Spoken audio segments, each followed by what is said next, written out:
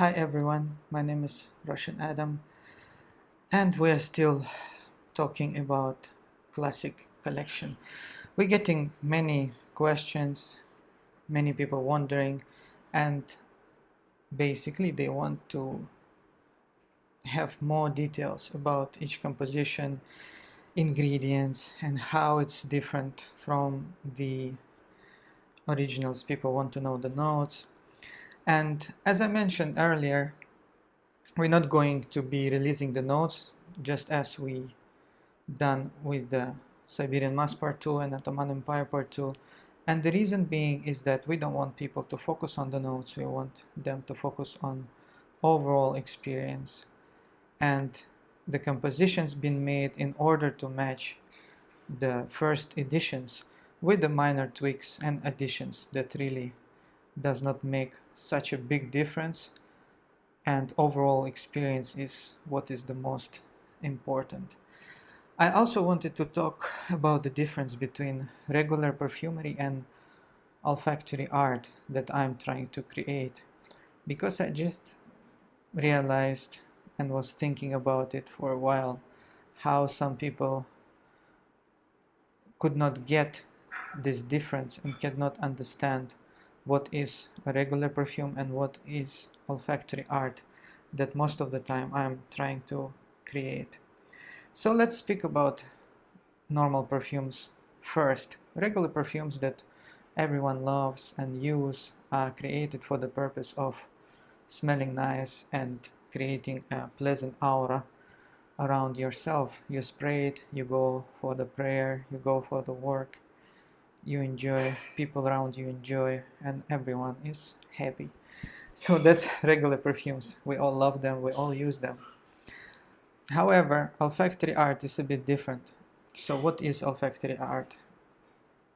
According to my personal opinion and what I most of the time trying to create, it is kind of a picture, or shall I say a story, shall I say a novel that has many different stages, and at the end you get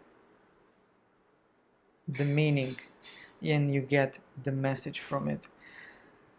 So let's take War and Peace as an example. War and Peace is about war and peace, just as the name suggests. So within this composition, we have many different nuances, many different stages. Some of them might remind you of unpleasant things. We're talking harsh smoke, we are talking blood, we are talking gunpowder, and other things that present on the field, when people in the state of war. There are also elements that represents peace, and we all know the story. So person who wears this perfume does not have to love every single element in it. In fact, he does not have to love the composition as a whole. But what I see and what I believe everyone who would love to experience olfactory art have to appreciate it, try to understand it, and take time to really see its meaning and its message. So you do not have to like nuances of gunpowder or bloody nuances, heavy animalic nuances within the composition, but those are present there in the formula, in this olfactory poem or novel, in order to convey a certain message, in order to deliver a certain emotion that is necessary for telling the whole story. So once you understand and listen and complete, smelling, experiencing the whole story, only then you can truly feel it, understand its meaning, and hopefully appreciate this piece of art. And it is also very personal. This as well sets it apart from a regular perfume. A regular perfume, you wear it for yourself to enjoy, for others around you to enjoy. Whereas olfactory art, you experience to understand and really to get the meaning and in order it to tell you something, maybe something new, maybe something interesting, maybe something you never experienced before. So this is, in my eyes, really the difference between regular perfumes and olfactory art that I'm trying to create.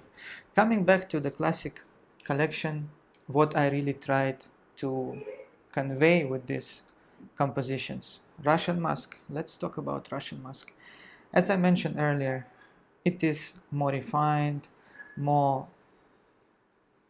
well blended, if you will, more higher quality version of Siberian Musk. Siberian Musk is all about drawing this wonderful picture of Siberia where you have deers running around, where you have these wonderful trees, pine trees, I don't know, cypress trees, cedar trees, these cool snowy mountains, sun rays, all these wonderful things that you can experience when you see this picture of Siberia and its wild nature, a touch of creaminess from the woods, wild rivers, wild flowers, all these wonderful things that one can experience if you actually stand on this marvelous land of Siberia.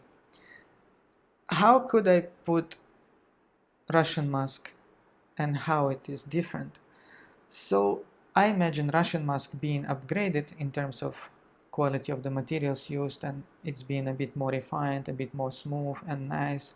I would describe it as sitting on a balcony in this huge, massive wooden mansion in Siberia, within Siberia forest. So you're not actually in the wild, you're not there, facing the mountains and these wild rivers and flowers. You are actually in a very cozy, a very huge and beautiful wooden house, standing or sitting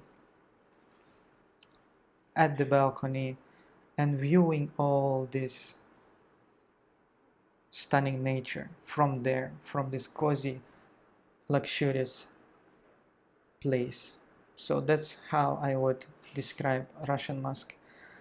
Talking about Ottoman Empire, I created this accord, my first ever accord I created, my first ever perfume I created. It means so much, it just happened instantly, and then I smelled the composition, the result, nearly completed. And I was just amazed and shocked how different ingredients combined together created this unique accord, or shall I say complete composition. At that time it was partly completed, that represented this amazing, luxurious, very rich oriental aura. Almost immediately I think I gave it a name, Ottoman Empire, because again, Ottoman Empire, I not mean to be associated with any geographical origin or religious origin. I just meant for it to represent something very, very rich, luxurious, lush, oriental. And I believe the smell conveys this message perfectly well. Many people describe it as a sultan sort of scent, a scent that a king could wear. So this is really something that represents, luxurious richness, oriental, depth, and just something that makes you feel really special. So this is the message behind this wonderful composition, Ottoman Empire. Oud Zen. So what picture, what message I try to convey with this composition? At the time when I was creating Oud Zen, there were quite a few, not many, but few fragrances on the market, on general niche perfume market, that represented this dark, smoky, kind of woody type of feel and style. But I wasn't really pleased with these fragrances. I tested them and they appeared to me a bit harsh, a bit too synthetic, and I couldn't get the main player. I couldn't get the real oud in it. So I was thinking, let me create something that will represent authentic oud experience. Let me take all these nuances that we all love from oud, leathery nuances, dark balsamic nuances, smoky nuances, woody, earthy nuances, and so on, and highlight them with other ingredients and create this overall true oud experience with the real agarwood oil in it, as well as all these ingredients, gently highlighting all these different aspects of real oud, classical traditional oud that we all love, and as well as the burning agarwood experience in itself. So when you experience oud zen, the perfect picture that I can imagine is the original image uh, added to the first edition of oud zen. It is this huge, dark, black and white volcano smoking with the oud smoke. Just imagine if you would drop hundreds of tons of high quality agarwood chips into a volcano, and then it start graciously smoking and releasing these flavors of very soft, very refined, smoky agarwood experience. And once composition develops, layers upon layers, you experience all these different nuances. You have your leathery facets there, you have your earthy facets highlighted by vetiver and other ingredients. So it's all about true, original, natural, classical oud experience. None of those nuances go into extreme. It's not too animalic as some of you might worry. It's not too smoky, it's not too earthy, it's not too dark. It's just perfectly balanced combination of these most beloved nuances that we all appreciate in agarwood. I also wanted to mention unique vintage ingredients I added. As I spoken on the previous video, you should watch it if you haven't until now, speaking about classical collection in general. So I used this vintage neroli in Russian musk. I used vintage pepper oil in Ottoman Empire. So what's the point of adding this, weird old type of ingredients? Some of you might be wondering, is it to increase, the hype and to make them on purpose more limited? I mean, some might think so, but actually, when I've been able to experience these vintage ingredients and oils, obviously not all of them have these characteristics, not all of them make me feel that way, but some of them, and particularly the ones I'm using, delivering very unusual, very deep olfactory experience. It is very hard to explain, put into words, but as many of you might know, water can carry information. If you speak something, if you say something, if water stay in a certain place, in a certain area, it observes. It observes and it saves the information within itself. I believe natural materials, as well as some synthetic accords or blended naturals and synthetic accords, while aging, kind of act in a similar way. So some of these oils really deliver an amazing feeling. Once I experience some of them, once I uncap the bottle that often been sealed for hundreds of years and inhale this wonderful scent, I literally got, images. And some of these bottles, some of these materials, when I smelled it, I nearly, you know, I became dizzy, you know, I almost lost consciousness. Sometimes I nearly cry, you know, because I feel something much more than a smell, much more than the aroma of particular material itself. Not only some of them age wonderfully, they change completely. The character of the aromatic completely changed. We have our lavender in musk love, for instance, that smells like, you know, candied violet, and it's just something else. It's not your regular herbal type of lavender that everyone is used to. It's completely new aromatic. Not only the change, the olfactory change is happening, but I believe it carries all the information and all the messages recorded through the years that this particular material has been aged.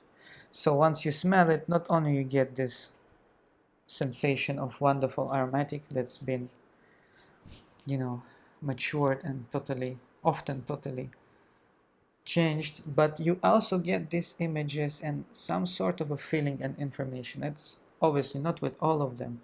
Not always it is positive. Some might deliver a negative sensation.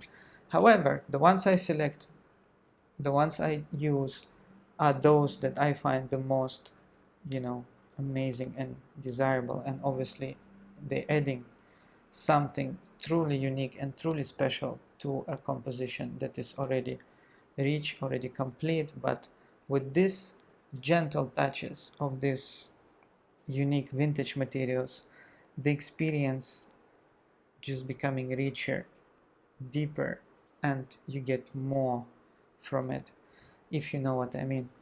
So that's really the reason why I'm using some of these vintage materials, because, you know, I truly feel that it's like an entire universe captured in a scent. You know, when you enjoy the scent itself, and maybe on the back of your mind, you know, unconsciously, you're also getting these messages. I personally experienced it, and, you know, I wish that some of you might experience this as well. So that's it for today. Thank you so much for watching, for listening. I would love to remind you that individual bottle sales will be up this Sunday, and we truly hope that everyone have a chance to purchase the perfumes they like. We will limit the orders, one per customer, so more people can experience the compositions, and we sincerely advise those who purchase the sets give chance to others to buy individual bottles so that more people can experience our olfactory art. Thank you so much for watching.